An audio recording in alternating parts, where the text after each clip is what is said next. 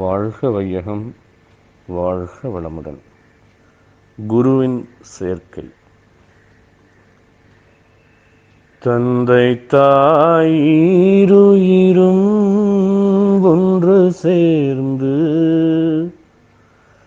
தந்தை தாயிருயிரும்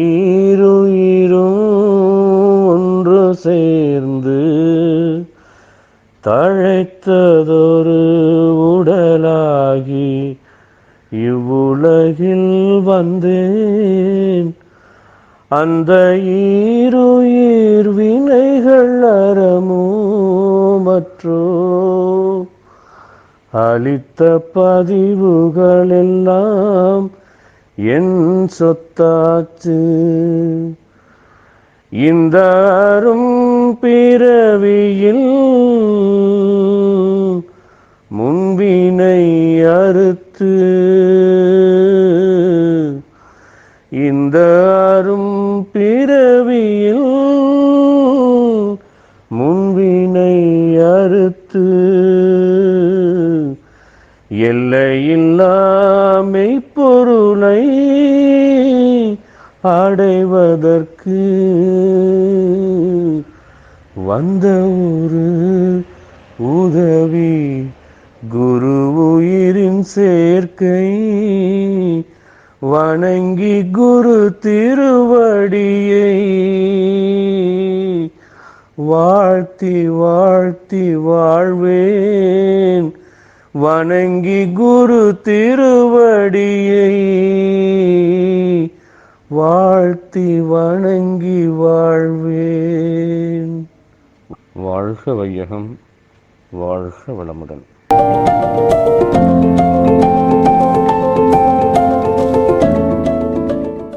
ரொம்ப சின்ன பையன் தானே, அதனால முன்னால சீட்ல ஒரு கார்னர்ல அவங்க என்னை அடைச்சு வச்சிடுவாங்க. அப்போ அவர்கள் எல்லாம் உரையாடுகிற ஒரு உரையாடல்கள்லாம் பல விஷயங்கள் புரியும், பல விஷயங்கள் புரியாது. இருந்தாலும் அவர்களோட பயணிக்கிற பொழுது அந்த விழுந்த வார்த்தைகள் எல்லாம் தெரிந்தோ தெரியாமலோ நம்முடைய சப்கான்ஷியஸ் லெவல்ல அது ரெஜிஸ்டர் ஆனதுனால நாலாவட்டத்துல அந்த ஒரு தெளிவு மகரிஷி இடத்துல என்ன. நான் அடிப்படையில அப்பா திருக்குறள் ஒப்பித்தால் அதுக்கெல்லாம் அப்போ 10 பைசா சன்மானம், ஒரு அதிகாரம் ஒப்பித்தால் 10 பைசா சன்மானம், அதற்கு என்று குயிக்கா ஒப்பித்துருவேன். அதுல எனக்கு ரொம்ப வள்ளுவர் பேர்ல அட்டாச்மெண்ட்.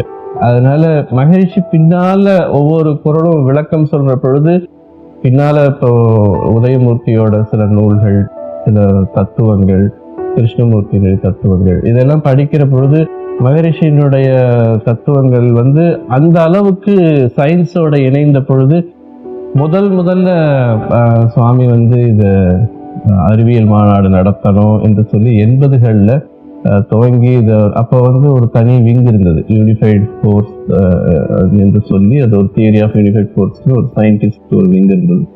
அப்போ அதுல இணைந்து செயல்படுவதற்கு எனக்கு ரொம்ப பிடிக்கும். அப்போ அதிகமான நூல்கள் இல்லை, சுவாமி இது அல்ட்ருயிசம் மட்டும் இருந்தது. அப்போ அந்த அல்ட்ருயிசத்தை ஒவ்வொரு சென்டென்ஸும் விடாம உற்று உற்று உற்று படிச்சு, அதன் பிறகு நம்முடைய இறைவணக்கம் ஆரம்பத்துல ஆதி எனும் பரம்பொருள் மெய் எழுச்சி பெற்று என்ற பாடல் மகரிஷி எழுதியிருந்தாலும் தத்துவார்த்தமாக இந்த விஞ்ஞானபூர்வமாக சொல்லணும் என்று செயல்பட்ட பொழுதுதான் அதுல ஒரு ஈர்ப்பும், அதுல ஒரு ஆழமான உணர்வும். அந்த ஆழமான உணர்வுல சுவாமி எப்பவுமே சொல்லுவாங்க, நான் ஒரு தத்துவம் சொல்லுகிறேன் என்று சொன்னால் ஒரு 3 வார்த்தை சொல்லுவாங்க: information, confirmation and then transformation. But then not only that, Swami used to say, நான் தெரிந்ததை விட என்னோட தோல் மேல ஏறி நீங்க பார்க்கிற பொழுது இன்னும் உங்களுக்கு அதிக அளவு விஞ்ஞான விளக்கமும் அதை ஒட்டி இருக்கிற தெளிவும், உங்களுக்கு ஏற்பட்டிருக்கிற அனுபவத்தோடு அதை ஒத்திசைவாக பார்க்கிற பொழுதும் உங்களுக்கு பலவிதமான ஞானம் கிடைக்கும் என்று சொல்லுவாங்க.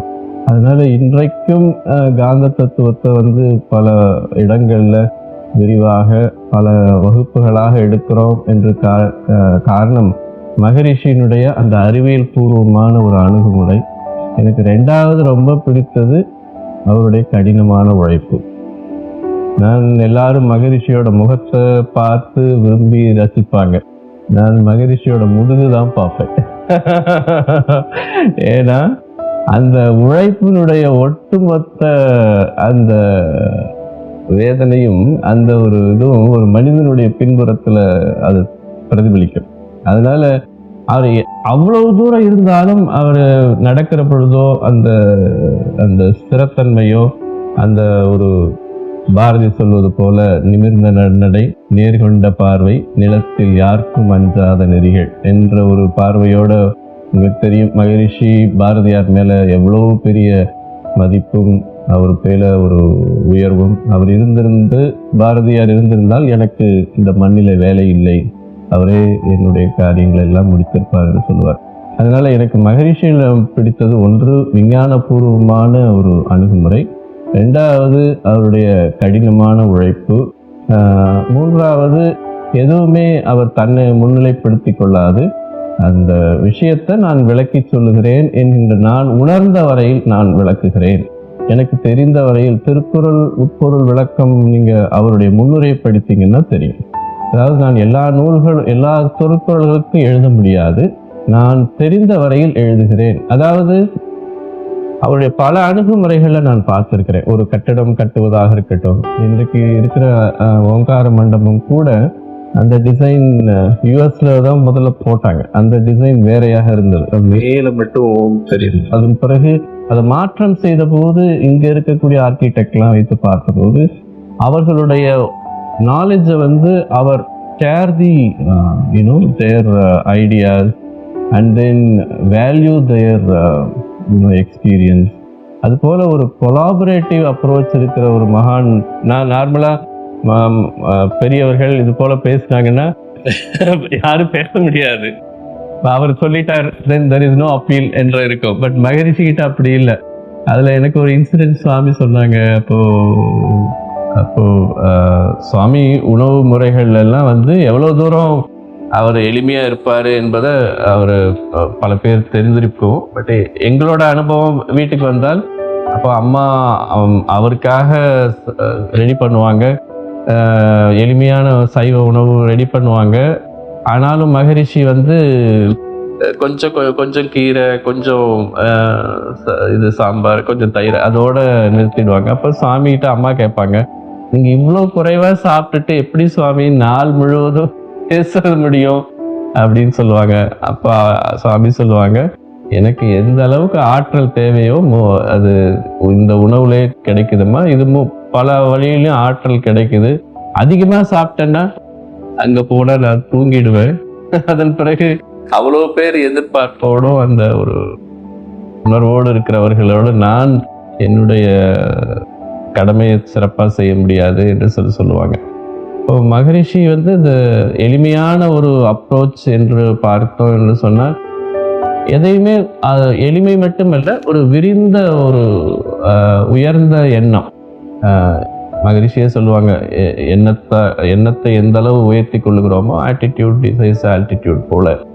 அப்போ மகரிஷி ஆரம்பத்துல டி நகர்ல இருந்தாங்க. அதன் பிறகு ஒரு ரெட்டியார் ஒருத்தர், அவர் நிலம் ஒன்று திருவான்மையூர்ல கிடைச்சது. அப்போ அதுல ஒரு மன்றம் கட்டணும் என்ற ஒரு எண்ணம் மகரிஷிக்கு. அப்போ சுவாமி சொன்னாங்க, வெளியூர் போறதுக்கு முன்னால அப்போ இருந்த வைஸ் பிரசிடென்ட் சொல்லி சொன்னார், இது போல இந்த நிலம் அவர் கொடுக்குறேன்னு விரும்புறார், நீங்க அதுல ஒரு மன்றம் கட்டுறதுக்கு தேவையான பிளான் போடுங்க என்று சொல்லி சொன்னார். அப்போ அவர் உட்காந்து பிளான் போட்டு, அதுக்கு பிறகு மகரிஷி கொஞ்ச நாள் கழித்து கேட்டாங்க, நீங்க பிளான் போட்டுட்டீங்களா, பார்க்கலாமா என்று சொல்லி சொன்னாங்க. அப்போ அவர் கொண்டு பிளான் காமிச்சார். அந்த பிளான் பார்த்தால் ஒரு 50 அடிக்கு 50 அடி ஒரு தட்டிப்போ கீத்துக்கொட்டாய், அந்த கீத்துக்கொட்டாய்க்கு அந்த புறம் இன்னொரு 20 அடிக்கு 20 அடி ஒரு சின்ன ரூம், எல்லாமே கீற்று கொட்டாய்.